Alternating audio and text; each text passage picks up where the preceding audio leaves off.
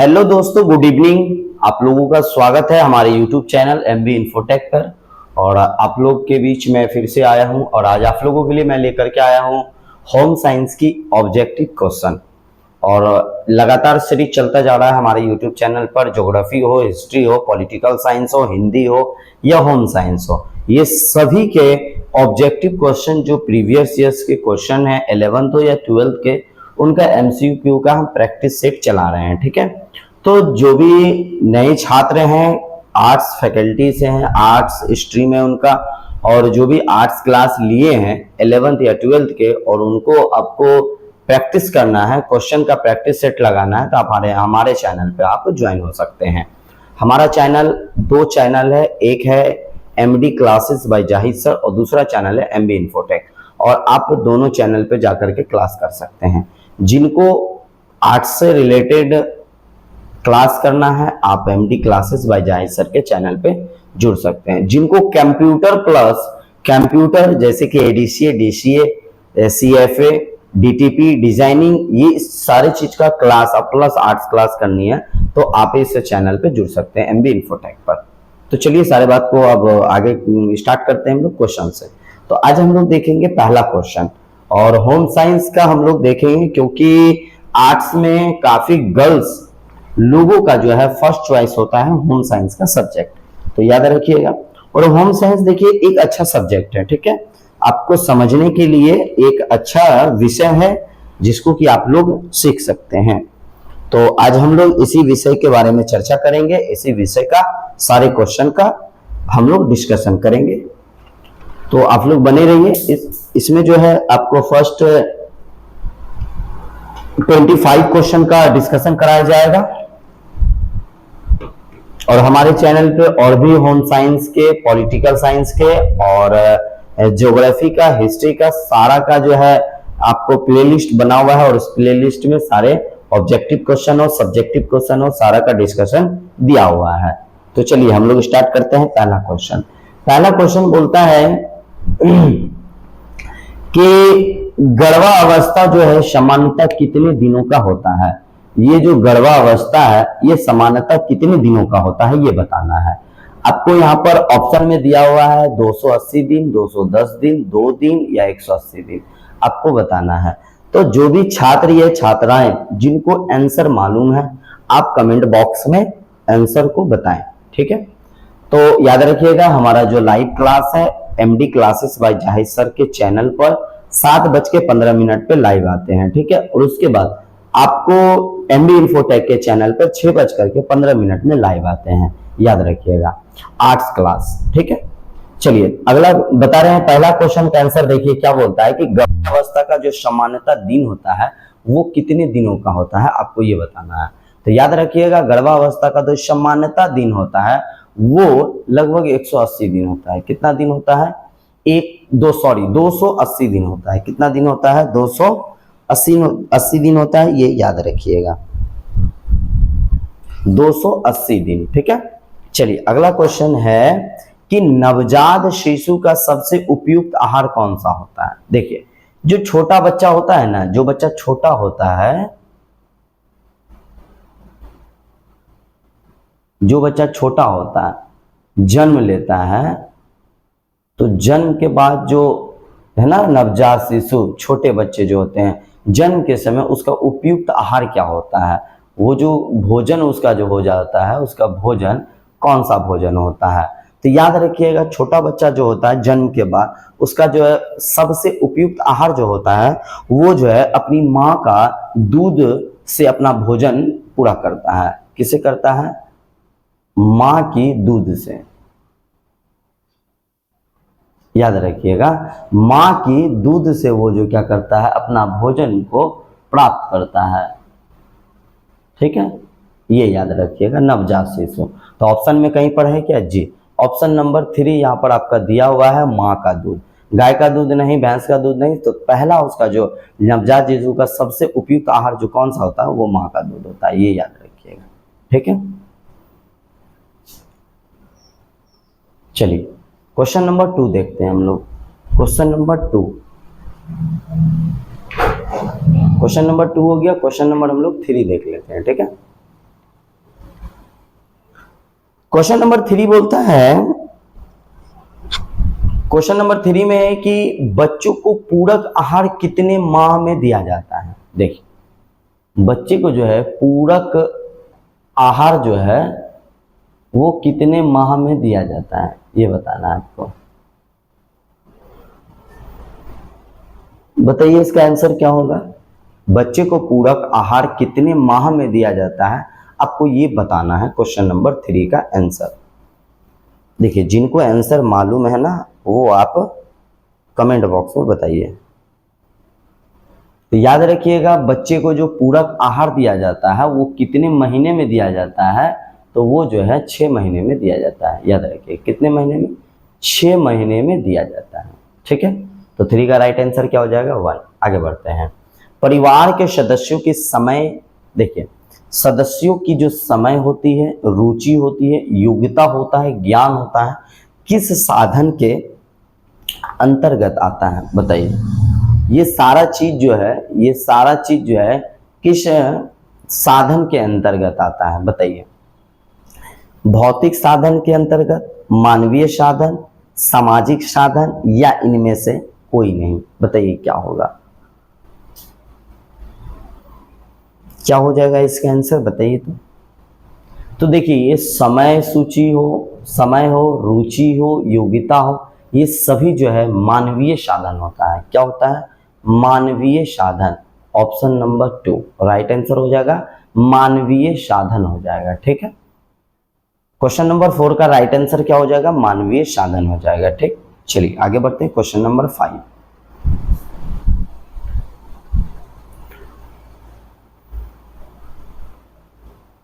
Question number 5 हमारा बोल रहा है कि इनमें से कौन विनियोग का उत्तम साधन है। बताइए विनियोग का उत्तम साधन है। बताइए प्लीज क्वेश्चन को आप समझिएगा। विनियोग और कौन बचत के विनियोग का उत्तम साधन है, बचत करने का। देखिए आप क्या करते हैं, पैसे को बचाने का कार्य करना, पैसे को बचाना, पैसा जो है पैसा को बचाना। तो कैसे बचाइएगा, इसका कुछ साधन होता है। ठीक है, क्या होता है, साधन होता है। तो उस साधन को कैसे काम करेंगे तो याद रखिएगा। तो आप देखते हैं जब आपके पास पैसा है, तो आपके पास बहुत सारे कारण भी होते हैं इनको खर्च करने के, है ना। पास में जब पैसा हो तो खर्च होने का बहुत सारा कारण बन जाता है। तो वही चीज याद रखिएगा। उसी पैसे को बचाने के लिए साधन बताना है आपको।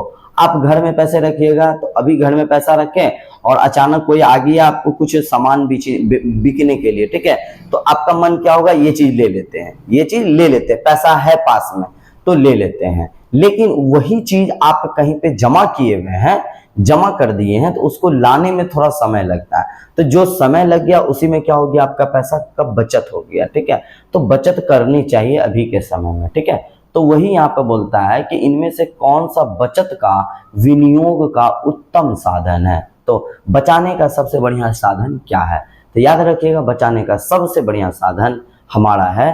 तो बताइए क्या होगा। सोना खरीदना, क्या ये बचत है, ये तो और भी खर्च है। बॉक्स में धन को सुरक्षित रखना, जी नहीं, ये भी नहीं होगा। फर्नीचर खरीदना, ये भी बचत नहीं। याद रखिएगा बैंक में जमा राशि जो होता है यही बचत होता है। ठीक, तो राइट आंसर क्या हो जाएगा, 4 हो जाएगा। ठीक है, बैंक में जमा करना यही जो है बचत का विनियोग उत्तम साधन होता है। चलिए आगे बढ़ते हैं हम लोग। क्वेश्चन नंबर 6 देखते हैं। क्वेश्चन नंबर 6 बोलता है कि बेसन, हल्दी और दाल में कौन सा पदार्थ अमिश्रण होता है। बताइए अमिश्रण होता है, बताइए क्या होता है। अर्जिमोन होता है, लकड़ी का चूर्ण होता है, मेटालिक पीला होता है, या रोडामाइन बीज होता है। बताइए क्या होगा इसका राइट आंसर, कि बेसन, हल्दी और दाल में क्या होता है। बेसन, हल्दी और दाल में क्या होता है, बताइए कौन सा पदार्थ अमिश्रण होता है। तो याद रखिएगा कि इसका राइट आंसर क्या होगा, तो इसका राइट आंसर हो जाएगा मेटालिक पीला। मेटालिक पीला जो होता है वो पाया जाता है बेसन में, दाल में और हल्दी में पाया जाता है। तो इसका राइट आंसर 3 हो जाएगा। ठीक है, 6 नंबर का राइट आंसर क्या हो जाएगा? 6 नंबर का राइट आंसर 3 हो जाएगा। चलिए क्वेश्चन नंबर 7 हम लोग देख लेते हैं। Question number 7, good morning. ठीक है, ये मैसेज आ रहा था, कल का ही मैसेज है। चलिए आगे देखते हैं हम लोग। इवनिंग में भी कोई गुड मॉर्निंग कर देता है। बताइए, सो के उठा होगा, समय ही नहीं देखा, कितना बज रहा है, समय नहीं देखा और गुड मॉर्निंग कर रहा है। छात्र सबका भी एक से एक समस्या उत्पन्न हो रहा है। ठीक है, तो चलिए, और भी जो स्टूडेंट हैं, जो भी छात्र हैं, उस समस्या से बचने का कष्ट कीजिए। चलिए आगे देखिए, बोलता है क्वेश्चन नंबर 7 में कि दूषित जल को शुद्ध करने की भौतिक विधि बताइए। दूषित जल जो है उसको शुद्ध करने का बताइए, भौतिक विधि का बताइए, विधि बताइए, कोई भौतिक विधि बताइए, फिजिकल मेथड बताइए, है ना। फिजिकल मेथड हमको बताइए, कोई फिजिकल मेथड बताइए जिससे कि हमारा जल जो है, हमारा दूषित जल जो है शुद्ध हो जाए। तो देखिए, ये इसका जो है ना 2-3 नाम है। क्या है? तो आपको क्या बोलता है, शुद्ध करने के लिए तो आपको क्या करना चाहिए, गंदा पानी को साफ करने के लिए पानी को छानना चाहिए, पानी को जो है निथारना चाहिए, पानी को जो है उबालना चाहिए। ये सारा प्रक्रिया करने के बाद आपका जो दूषित जल है वो आपका शुद्ध जल में क्या हो जाएगा, कन्वर्ट हो जाएगा। तो इसके अनुसार आपका राइट आंसर आपको क्या हो जाएगा, आपको पता है कि इनमें से सभी हो जाएगा, इनमें से सभी राइट आंसर हो जाएगा क्वेश्चन नंबर 7 का। ठीक है, क्वेश्चन नंबर 7 का राइट आंसर क्या हो जाएगा, इनमें से सभी हो जाएगा। चलिए आगे बढ़ते हैं। आगे बोलता है, इनमें से किन की सफाई प्रतिदिन आवश्यक नहीं है। देखिए क्वेश्चन बोलता है कि इनमें से बताइए क्या होगा, इनमें से सफाई के प्रतिदिन आवश्यक नहीं है। बताइए कौन सा चीज है जिसका हम लोग सफाई प्रतिदिन नहीं करते हैं? बताइए तो क्या हो जाएगा राइट आंसर। क्या हम फर्श को प्रतिदिन सफाई करते हैं? सफाई करते हैं, प्रतिदिन हम लोग फर्श को सफाई करते हैं, ये तो सही है। बर्तन को भी हम लोग प्रतिदिन सफाई करते हैं, ये भी सही है। स्लैब जो होता है उसको भी हम लोग प्रतिदिन सफाई करते हैं, लेकिन हम लोग प्रतिदिन क्या चीज का सफाई नहीं करते हैं, वो खिड़की और दरवाजे का। किसका सफाई नहीं करते हैं? खिड़की और दरवाजे का जो है हम लोग प्रतिदिन सफाई नहीं करते, ये याद रखिएगा। फर्श जो आपका बिछा हुआ रहता है उसको हम लोग प्रतिदिन जैसे पोछे के रूप में हम लोग काम करते हैं ना, पोछे के रूप में काम करते हैं। बर्तन को हम लोग धोने के रूप में काम करते हैं, है ना। किसके रूप में काम करते हैं? धोने के रूप में काम करते हैं प्रतिदिन। स्लैब है, स्लैब को भी हम लोग क्या करते हैं, धोते हैं डेली, है ना, धोने के कार्य करते हैं। लेकिन आप याद रखिएगा कि खिड़की दरवाजा को हम लोग प्रतिदिन साफ नहीं करते हैं। ठीक है, तो इसका राइट आंसर क्या हो जाएगा, ऑप्शन नंबर 4 आंसर हो जाएगा, खिड़की और दरवाजा। चलिए आगे बढ़ते हैं, क्वेश्चन नंबर 9 देखते हैं। आप लोग को यह वीडियो अच्छा लग रहा होगा तो अपने दोस्तों में ज़्यादा से ज़्यादा शेयर करने का कष्ट करें। चलिए आगे बढ़ते हैं। याद रखिएगा आपके चैनल, ये हमारे चैनल पे जो है आप लोगों के लिए क्लास 12 का जो महामैराथन क्लास है बहुत जल्द आने वाला है। और महामैराथन क्लास जो है आप लोगों का स्टार्ट होगा एमसीक्यू का। महामैराथन जो क्लास है एमसीक्यू का स्टार्ट होगा, एमसीक्यू का महामैराथन क्लास होगा, याद रखिएगा महामैराथन क्लास होगा। ठीक है, 12 का याद रखिए, 12 का महामैराथन क्लास एमसीक्यू होगा। हाँ, बेस रहेगा 2025 का। ठीक है, 2025 एग्जाम का, 2025 एग्जाम का, ये भी याद रखिएगा। ठीक है, चलिए महामैराथन एमसीक्यू का चलाया जाएगा 12 का 2025 में जो एग्ज़ाम होने वाला है उसके लिए। ठीक है, तो आप लोग ज़्यादा से ज़्यादा इस चैनल को शेयर कर दें अपने दोस्तों में, और उन्हें मैसेज भी दे दें, बता भी दें कि इस चैनल पर महामैराथन MCQ का क्लास चलाया जाएगा। ठीक है, चलिए आगे बढ़ते हैं। क्वेश्चन नंबर 9 देखते हैं। बोलता है कि जल की कमी से क्या होता है, बताइए। जल की कमी से क्या होता है? रक्तलप्तता होता है, या पुनर्जलीकरण होता है, या निर्जलीकरण होता है, या इनमें से कोई नहीं? बताइए। जल की कमी से क्वेश्चन है कि जल की कमी से क्या होता है, बताइए।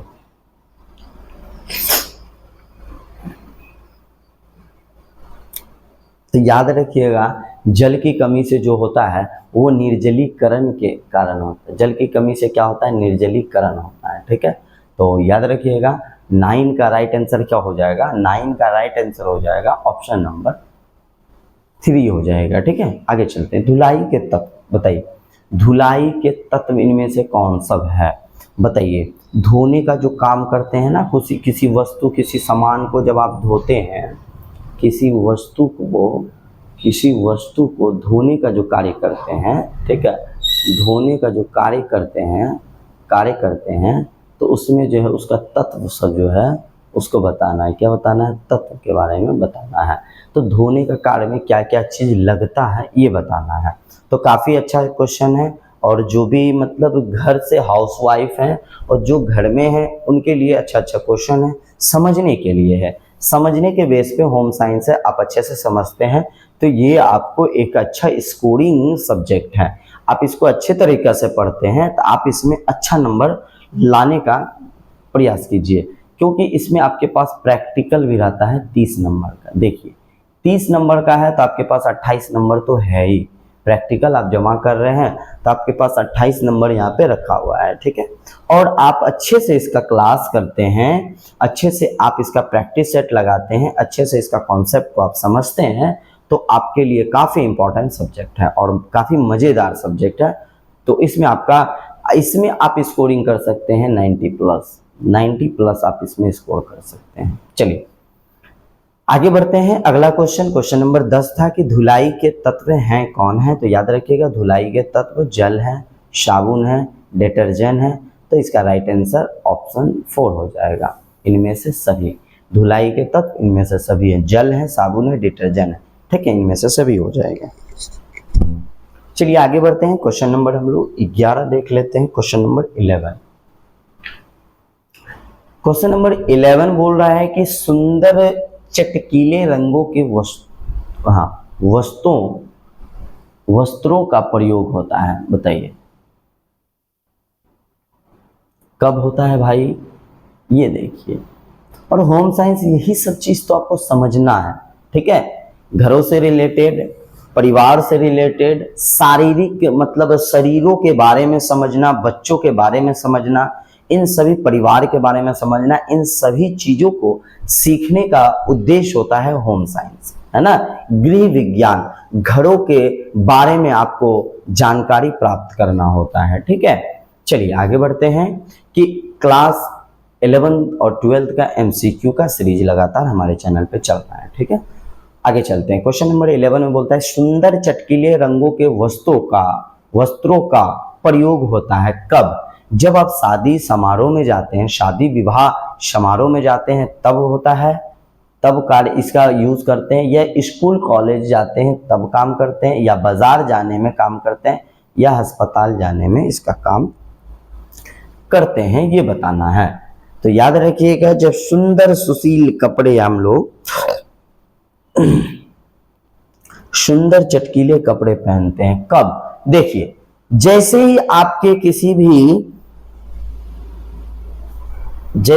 किसी भी आसपास में आपका शादी विवाह का जैसे इनविटेशन कार्ड आता है ना, जैसे ही कार्ड आता है तो याद रखिएगा सभी बच्चे हों या सभी छोटे बड़े जो भी बच्चे होते हैं वो, और महिला, ठीक है, महिला, पुरुष का भी बात करते हैं, पुरुष।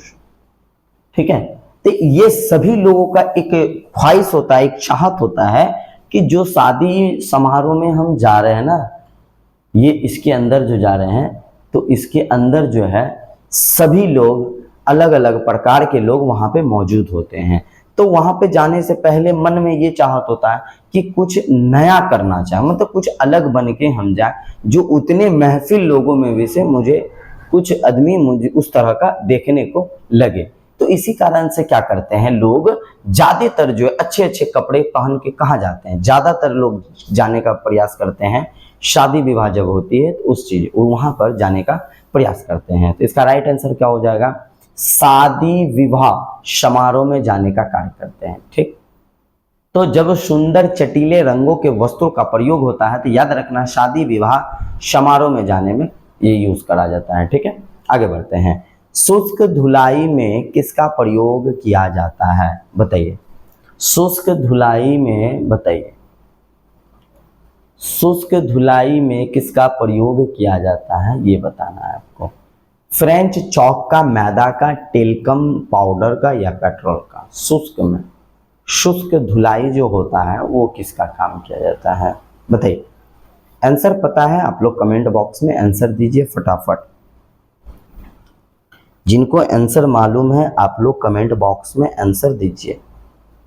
शुष्क धुलाई में किसका उपयोग किया जाता है, तो याद रखिएगा शुष्क धुलाई में फ्रेंच चॉक का यूज तो होगा ही नहीं, मैदा का होगा नहीं, टेल्कम पाउडर का भी यूज नहीं होगा। तो याद रखिएगा शुष्क धुलाई जो प्रयोग होगा वो पेट्रोल में होगा। ठीक है, शुष्क धुलाई जो होगा वो क्या होगा, पेट्रोल में होगा। ठीक है, चलिए आगे बढ़ते हैं। क्वेश्चन नंबर 13 देख लेते हैं। क्वेश्चन नंबर 13, क्वेश्चन नंबर 13 में है कि ध्वनि प्रदूषण के कारण बताइए। देखिए यहाँ पर टाइप मिस है, यहाँ पे हो जाएगा आपका कारण। ठीक है,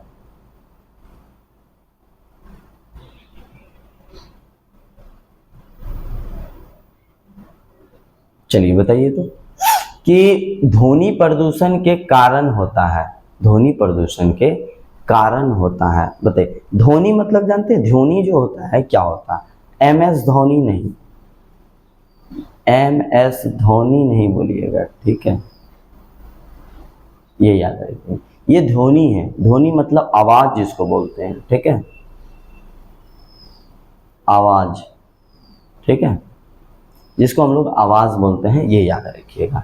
तो ये ध्वनि प्रदूषण के कारण जो है ज्यादा क्या होता है, देखिए मानसिक तनाव होगा क्या, आवाज सुनने से तो मानसिक तनाव नहीं होना चाहिए, क्रोध नहीं होना चाहिए। क्या श्रवण क्षमता का ह्रास होता है, क्या क्षमता ध्वनि प्रदूषण से क्या होता है, बताइए। श्रवण शक्ति, श्रवण क्षमता का तो होता है, लेकिन देखिए, लेकिन क्या होगा आपको याद रखना है कि जब ध्वनि का जो प्रदूषण, ध्वनि प्रदूषण होता है तो उससे देखिए क्या होता है, तीन चीज आपको आएगा, तीन चीज आपको आएगा, यही बता देते हैं। तीन चीज क्या आएगा, तो पहला आपको आएगा क्या, आप जब ज्यादा आवाज सुनते हैं तो आपकी मानसिकता में थोड़ा सा दिक्कत होता है, तो उसमें तनाव आता है, खिंचाव होता है। ठीक है, तो जब ज्यादा आपके, जैसे आप कहीं पे खड़े हैं और आपके पीछे कोई बाइक हो या 4 व्हीलर हो, आपको लगातार आपके मतलब पास में हॉर्न बजा रहा है, आपको आवाज दे रहा है, तो वहां पे क्या हो जाएगा पता है, आपके मानसिक मतलब मस्तिष्क में काफी जोर होगा, तनाव होगा। ठीक है, तो पहला हो जाता है आपको क्या, मानसिक तनाव। क्या होता है, मानसिक तनाव हो जाएगा। ठीक है, दूसरा है जब मानसिक तनाव होगा तो आपको ऑलरेडी है क्या हो जाएगा, क्रोध होगा। आपको क्या हो जाएगा, क्रोध हो जाएगा, मतलब गुस्सा आएगा, क्रोध हो जाएगा, क्रोध आता है। उसके बाद देखिए, उसके बाद क्या होता है, आपको जो है श्रवण शक्ति जो है कम हो जाता है। क्या होता है, श्रवण शक्ति जो है कम हो जाता है। श्रवण शक्ति बोले तो मतलब सुनने का जो क्षमता होता है ना, उसमें कमी हो जाता है। जो आप सुनते हैं ना, आवाज जो सुनते हैं, तो सुनने में क्या होता है, कमी हो जाता है, याद रखिएगा। सुनने में क्या हो जाता है, थोड़ा सा कमी हो जाता है, आप नहीं सुन पाते हैं सही से। अब अचानक आपके पास कोई कान पे बजा रहा है, लगातार कुछ बज रहा है, और उसके बाद फिर आपको कोई आवाज दे रहा है या कुछ सुन रहे, तो उसमें क्या हो जाता है, थोड़ी सी मतलब आपका क्षमता जो है कम हो जाता है। ठीक है, तो याद रखिएगा। तो क्या हो जाएगा, इसका राइट आंसर क्या हो जाएगा, इनमें से सभी हो जाएगा। राइट आंसर क्या हो जाएगा, इनमें से सभी, ऑप्शन नंबर 4 हो जाएगा। ठीक, आगे बढ़ते हैं। आहार आयोजन का तात्पर्य है, आहार आयोजन का तात्पर्य है, बताइए। आहार आयोजन का जो तात्पर्य है, बताइए किससे है। देखिए, वस्त्र से है, मनोरंजन से है, आवास से है, या भोजन से, बताइए राइट आंसर। यहाँ तो सीधा आपको देखिए, देख के आपको समझ जाना है, क्वेश्चन को पढ़ना और समझ जाना। आहार बोल रहा है तो यहाँ पर क्या बात होगा भाई, खाने का ही बात होगा, भोजन का ही बात होगा। तो राइट आंसर क्या हो जाएगा, भोजन हो जाएगा, ऑप्शन नंबर। राइट आंसर क्या हो जाएगा, भोजन हो जाएगा 14 का।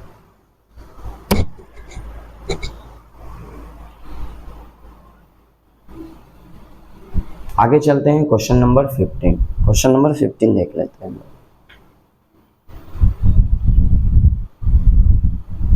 क्वेश्चन नंबर 15 आपके पास है। क्वेश्चन ये है, किसी भी कार्य को सफल होने के लिए क्या आवश्यक है, बताइए। और ये तो बहुत ही इंपॉर्टेंट क्वेश्चन है, किसी भी छात्र के लिए यह क्वेश्चन काफ़ी इंपॉर्टेंट है। आप हिस्ट्री पढ़िए, ज्योग्राफी पढ़िए, पॉलिटिकल पढ़िए, फिलोसफी पढ़िए, साइकोलॉजी पढ़िए, कुछ भी पढ़िए, ये क्वेश्चन को आप समझिए, ठीक है। इस क्वेश्चन को आप लोग बताइए क्या होगा आंसर, बताइए। इस क्वेश्चन का आंसर कौन बताएगा, कमेंट बॉक्स में दीजिए। कमेंट बॉक्स में बताइए इसका आंसर कौन बताइएगा। किसी भी कार्य को सफल होने के लिए क्या आवश्यक है, तो याद रखिएगा, किसी भी कार्य को सफल होने के लिए उसके लिए क्या आवश्यक है। क्या नैतिकता आवश्यकता है, नहीं। ठीक, अनुशासन, जानकारी, भावना। तो देखिए यहाँ पे दो चीज तो लग रहा है, भावना और अनुशासन। इन दोनों में सबसे बेस्ट कौन सा है, ऑप्शन आपको बताना है, इन दोनों में बेस्ट कौन सा है। देखिए, भावना तो एक भावना के प्रति है, लेकिन भावना कब दिखाया, लेकिन ये आपको सफल करने के लिए सबसे बढ़िया तरीका आपके लिए है, सबसे बढ़िया तरीका अनुशासन, जिसको हम लोग डिसिप्लिन बोलते हैं, याद रखिएगा, है ना। डिसिप्लिन जो होता है ये सबसे मोस्ट होता है। किसी भी कार्य में सफल पाना है तो आपको डिसिप्लिन होना जरूरी होगा। जैसे बहुत सारे बच्चे पढ़ने, तो 10 बच्चे आए हैं तो 5 बच्चे पढ़ते हैं, 5 बच्चे क्या करते हैं, सिर्फ मैसेज खेलते हैं, ठीक है। तो वो चीज़ नहीं करना है, आपको डिसिप्लिन में रहना है। क्लास करने का मन है तो क्लास कीजिए, नहीं करने का मन है तो आप चले जाइए, है ना। चलिए ध्यान दीजिए। और बाबू ये याद रखना कि लाइफ में सबसे मोस्ट कोई चीज है तो वो है आपके पास अनुशासन, है ना। सबसे मोस्ट क्या चीज है, अनुशासन। अनुशासन को आप अनुशासन पालन करना सीख गए तो आपके लाइफ में बहुत ही आगे आप प्रोग्रेस कर सकते हैं। चलिए आगे बढ़ते हैं। ऊर्जा को पोषण विज्ञान में कैसे मापा जाता है। सर क्या टाइपिंग होता है यार, यहाँ पर देखिए जता लिखा हुआ, जाता, ठीक है, सही कर लीजिएगा, कोई बात नहीं। ऊर्जा को पोषण विज्ञान में कैसे मापा जाता है, तो ऊर्जा के बारे में बोल रहा है ना, तो ऊर्जा को हम लोग कैसे मापते हैं, तराजू पे मापेंगे क्या, तराजू बाट में या धन में, कैलोरी में या आय में, बताइए। तो ऊर्जा पोषण जो होता है उसको हम लोग किस में मापते हैं, बताइएगा, थोड़ा सा आंसर बताइएगा तो आप लोग। तो याद रखिएगा, ऊर्जा पोषण जो होता है, ऊर्जा किस में होता है, कैलोरी में, ठीक है। कैलोरी से हम लोग ऊर्जा पोषण विज्ञान में मापा जाता है, ठीक है। कैलोरी में क्या होता है, ऊर्जा पोषण मापा जाता है। चलिए आगे बढ़ते हैं, क्वेश्चन नंबर 17। क्वेश्चन नंबर हम लोग 17 देखते हैं। फिर से आप लोग को बोल देते हैं जिनको भी सेशन अच्छा लग रहा हो, वीडियो अच्छा लग रहा हो, तो आप लोग वीडियो को लाइक करें, वीडियो को ज़्यादा से ज़्यादा शेयर करें, और आपको कंटेंट अच्छा लग रहा हो तो आप हमारे चैनल को सब्सक्राइब करें।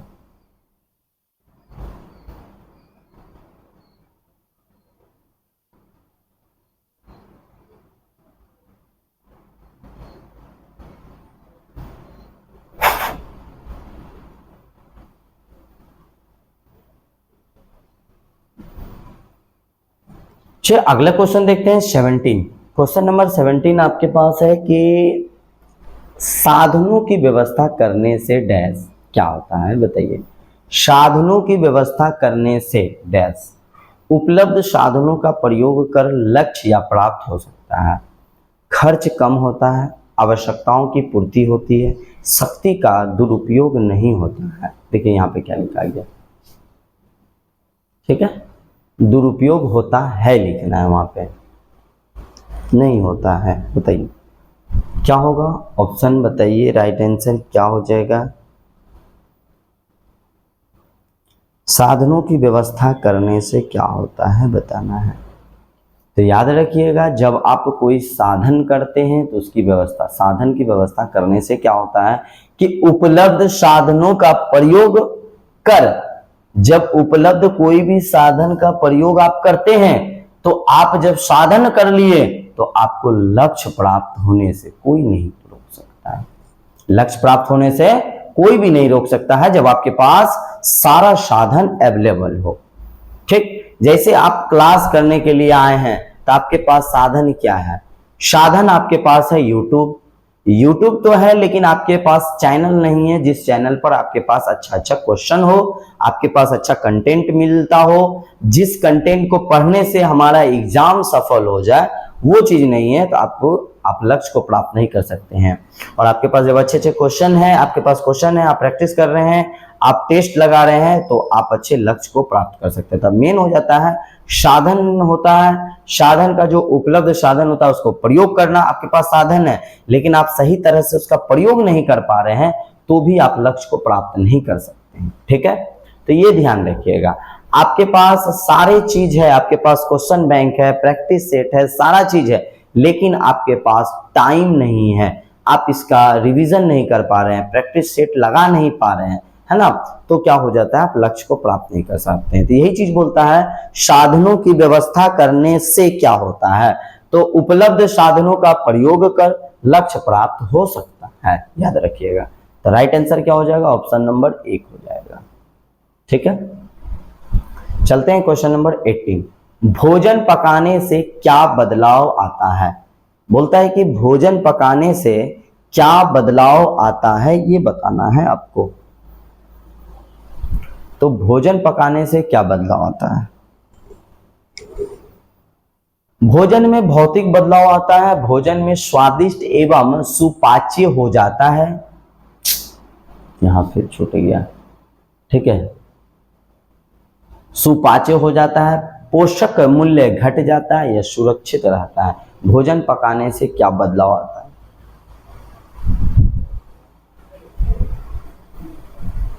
बताइए। भोजन पकाने से क्या बदलाव आता है ये बता। तो भोजन पकाने से क्या होता है कि भोजन स्वादिष्ट, भोजन जो है स्वादिष्ट एवं सुपाच्य हो जाता है। क्या हो जाता है, भोजन स्वादिष्ट और सुपाच्य हो जाता है भोजन पकाने से। मतलब भोजन पकाने का मतलब है अच्छे तरह से उसको पकना चाहिए, कच्चा हम नहीं खा रहे हैं ना, कच्चा कोई कोई कर देता है कि बढ़िया से सीझा नहीं उतार दिया, है ना। अब क्या कर रहे हैं, अभी आपको पनीर बनाना है, क्या बनाना है, पनीर बनाना है, ठीक, पनीर बनाए और सही तरह से वो क्या होगा, पका नहीं पका, आप उसको जो है उतार लिए तो क्या हो गया, वो स्वादिष्ट तो होगा नहीं, स्वादिष्ट नहीं होगा, प्लस वो पाच्य रूप नहीं होगा, उसको जब खाइएगा तो वो पाचन क्रिया में सही तरह से कार्य नहीं करेगा, ये याद रखिएगा। तो भोजन पकाने से क्या बदलाव आता है कि भोजन स्वादिष्ट एवं सुपाच्य हो जाता है, ठीक है, याद रखिएगा। तो ऑप्शन 2 हो जाएगा इसका सही। 18 का राइट आंसर क्या हो जाएगा, ऑप्शन 2। चलिए आगे बढ़ते हैं, क्वेश्चन नंबर 19। क्वेश्चन नंबर 19 बोलता है कि वस्त्र निर्माण की सबसे छोटी इकाई क्या है।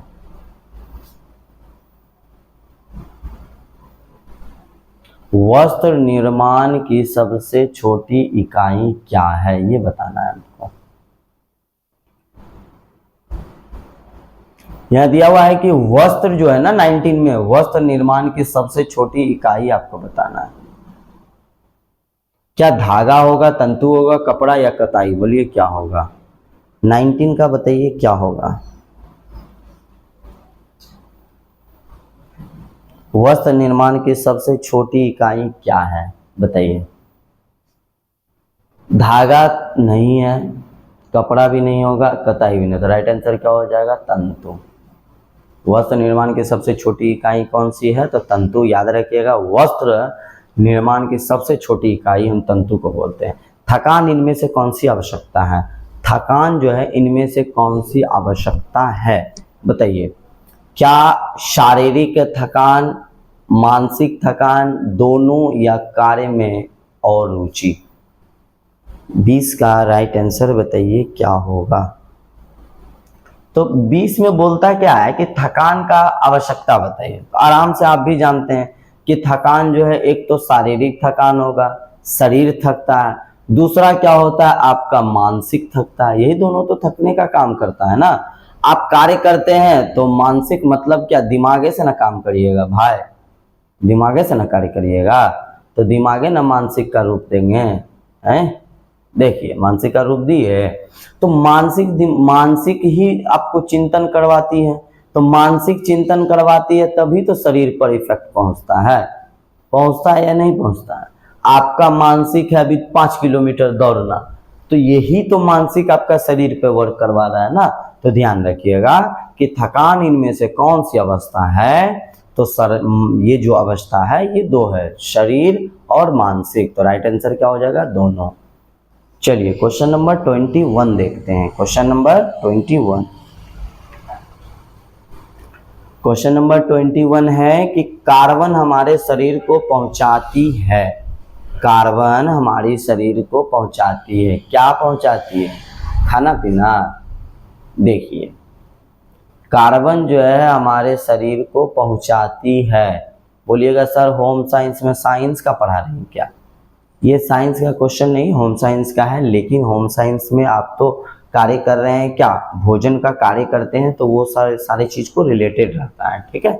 चलिए बोलता है कार्बन हमारे शरीर को डैश पहुंचाती है, शक्ति प्रदान करती है, ऊर्जा प्रदान करती है, ऊष्मा प्रदान करती है, या इनमें से कोई नहीं प्रदान करती है। तो कार्बन हमें क्या देती है बताइए। तो याद रखिएगा ये जो कार्बन है ना, कार्बन हमें ऊर्जा प्रदान करती है। क्या प्रदान करती है, ऊर्जा। ऊर्जा प्रदान करने का कार्य करता है कार्बन, ठीक। अगला है क्वेश्चन नंबर 22, खाद्य पदार्थों को कितने वर्गों में बनाता है, बनता जा सकता है, बनाया जा सकता है। खाद्य पदार्थों को कितने वर्गों में बनाया जा सकता है, 3 वर्गों में, 5 वर्गों में, 8 या 2, बताइए। ये जो हमारा खाद्य पदार्थ है उसको कितने वर्गों में हम लोग बना सकते हैं, बताइए। तो याद रखिएगा खाद्य पदार्थ को हम लोग 5 वर्गों में बना सकते हैं। कितने वर्गों में, 5। क्या ऑप्शन में है क्या, 3 तो दिख रहा है, 8 दिख, अरे यार पंच लिख दिया है। चलिए यहाँ क्या हो जाएगा, 5 हो जाएगा, क्या हो जाएगा 5, ठीक है। तो याद हो जाएगा ऑप्शन नंबर 3 हो जाएगा आपका राइट आंसर 22 का। क्या हो जाएगा, 5 वर्गों में इसे हम लोग बांटते हैं, बनाते हैं। चलिए क्वेश्चन नंबर 23, क्वेश्चन नंबर 23 बोलता है आप दोबारा पकाया गया भोजन को क्या करिएगा। देखिए दोबारा पकाया गया भोजन, भाप द्वारा पकाया गया भोजन, बताइए। भाप द्वारा,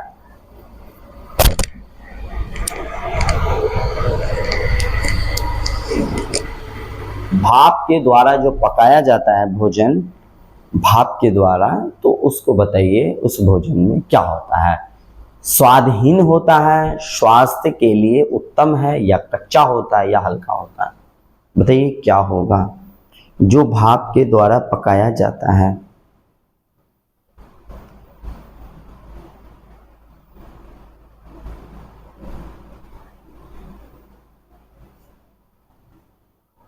बताइए इसका राइट आंसर क्या हो जाएगा कि भाप के द्वारा पकाया गया भोजन डैश है, या डैश में क्या दें, बताइए। डैश में आलू, प्याज, कटहल, इमली क्या डालेंगे। देखिए यहाँ पर तो ऑप्शन में है स्वादहीन होता है, स्वास्थ्य के लिए उत्तम है, कच्चा होता है, हल्का होता है, क्या होगा ये बताना है। तो याद रखिएगा भाप के द्वारा जो पकाया गया भोजन है वो स्वास्थ्य के लिए उत्तम होता है, स्वास्थ्य के लिए उत्तम होता है। तो ऑप्शन नंबर 2 हो जाएगा राइट आंसर 23 का। चलिए क्वेश्चन नंबर 24, क्वेश्चन नंबर 24 बोलता है, क्वेश्चन नंबर 24 है कि मानवीय साधन के अंतर्गत आते हैं, मानवीय साधन के अंतर्गत आते हैं, याद रखिएगा, ठीक है। क्या आते हैं? अंतर्गत आते हैं, बताइए।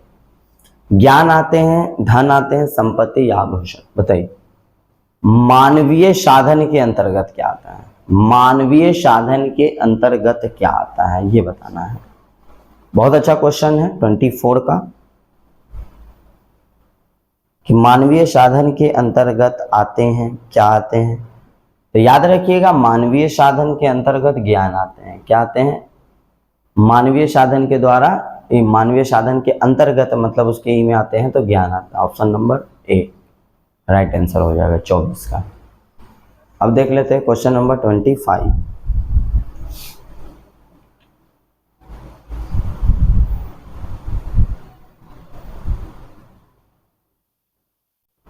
क्वेश्चन नंबर 25 बोलता है हल्का श्रम के अंतराल कौन से कार्य आते हैं?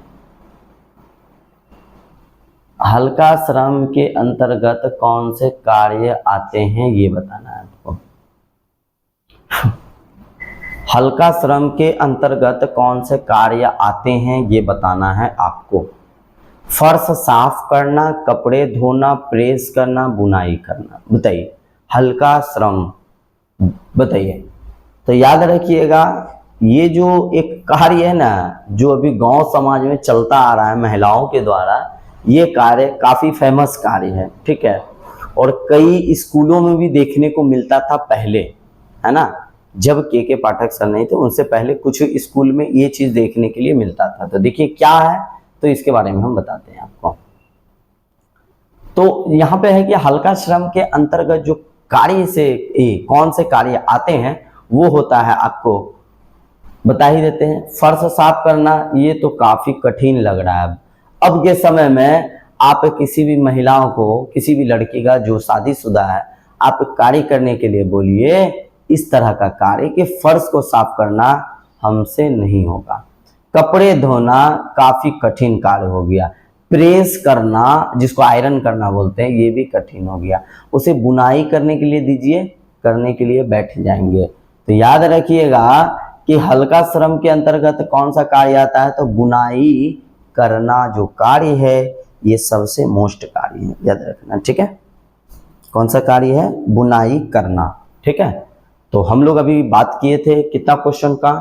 क्वेश्चन नंबर 25 तक का हम लोग बात किए थे। तो हम लोग आज 25 क्वेश्चन ही करेंगे और नेक्स्ट वीडियो में आप लोग को 26 से हम लोग 45 तक का क्वेश्चन करेंगे, ठीक है। आगे जहां तक क्वेश्चन हमारा सेट बनेगा वो सेट में हम यहाँ पे चलेंगे और आप लोग के बीच लगातार हम सीरीज लेके आ रहे हैं, ठीक है। तो आप लोग हमारे चैनल को सब्सक्राइब कर लें। जो भी सब्सक्राइब अभी तक नहीं किए हैं जल्द से जल्द चैनल को सब्सक्राइब कर लें और वीडियो को ज़्यादा से ज़्यादा अपने दोस्तों में शेयर करें और वीडियो को लाइक करना ना भूलें। देखिए बहुत अच्छे क्वेश्चन को हम सेट करते हैं, ठीक है। प्रीवियस ईयर्स क्वेश्चन को निकालते हैं जो एग्जाम दिए हैं बच्चे, जो भी शिफ्ट में एग्जाम दिए हैं, वो प्रथम पाली हो या द्वितीय पाली हो, जो भी एग्जाम देते हैं उनके क्वेश्चन को देखते हैं, उनके क्वेश्चन के अकॉर्डिंग क्वेश्चन को सेट करके यहाँ पे हम लोग प्रैक्टिस को लाते हैं। क्यों? क्योंकि जो एग्जाम में क्वेश्चन सेट किया जाता है वो आपके सिलेबस से बाहर नहीं रहता है, ठीक है। और सिलेबस के अंदर में आपका जो क्वेश्चन बनता है वो आपके प्रीवियस ईयर्स क्वेश्चन के अकॉर्डिंग ही क्वेश्चन बनाया जाता है, ये भी ध्यान रखिएगा। क्यों? क्योंकि हर साल आपका जो सिलेबस होता है, सिलेबस तो चेंज होता नहीं है बिहार बोर्ड का, तो सिलेबस जो है आए दिन आपको चेंज नहीं होगा तो आपका क्वेश्चन कैसे बदलेगा? सिलेबस चेंज नहीं होगा, नया चीज जब ऐड नहीं होगा तो न्यू क्वेश्चन आएगा कहाँ से?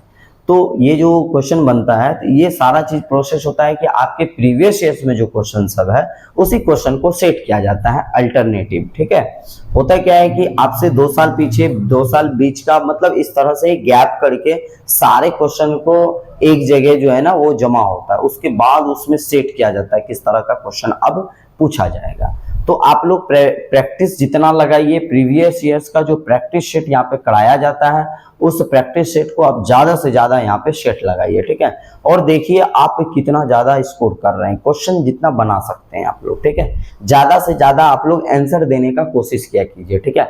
आंसर देने से आपको ये पता चलेगा कि हम जो प्रैक्टिस कर रहे हैं या जो हम तैयारी कर चुके हैं उस तैयारी में हम कहाँ तक तैयार हैं, ठीक है, एग्जाम के लिए। क्योंकि आपके पास समय है नहीं, क्यों अब जो है आपका कितना महीना निकल गया, 8 महीने हो चुका है, 8 और 4 12, 8 4 12 जनवरी आ जाएगा और आपका फरवरी में एग्जाम होता है, फरवरी से मार्च में। तो आपके पास तो समय ऐसे ही नहीं है, आपके पास 4 मंथ ही बाकी है और 4 मंथ में ही आपको जो है पूरा प्रिपरेशन को तैयार करना है, जो कि आपका स्कोर 400 प्लस हो। कितना हो, 400 प्लस, ठीक, 400 प्लस आपका स्कोर हो। तो इसके लिए आपको क्या करना पड़ेगा, प्रीवियस ईयर्स को प्रैक्टिस सेट लगाना पड़ेगा, मॉडल सेट देखना पड़ेगा, आपको क्वेश्चन बैंक को तैयार करना होगा, ये सारे चीज। और आपको टाइम मैनेजमेंट, सबसे ज्यादा टाइम मैनेजमेंट आप अच्छा से करना है, आपको टाइम देना पड़ेगा तो आप स्कोर कर सकते हैं, ठीक है। चलिए फिर आपको मिलते हैं हम दूसरे वीडियो में, ठीक है। ज्यादा से ज्यादा फिर से जाते जाते आप लोग को बता दें कि आप लोग जाते जाते ज्यादा से ज्यादा हमारे चैनल को लाइक करें, शेयर करें एंड सब्सक्राइब करें। बहुत बहुत धन्यवाद, आप लोगों ने इस वीडियो को पूरा देखें। और जो भी दोस्त आपके दोस्त यार हैं, जो भी छात्र हैं 11th 12th के, आप उनके पास यह वीडियो को शेयर कर दें।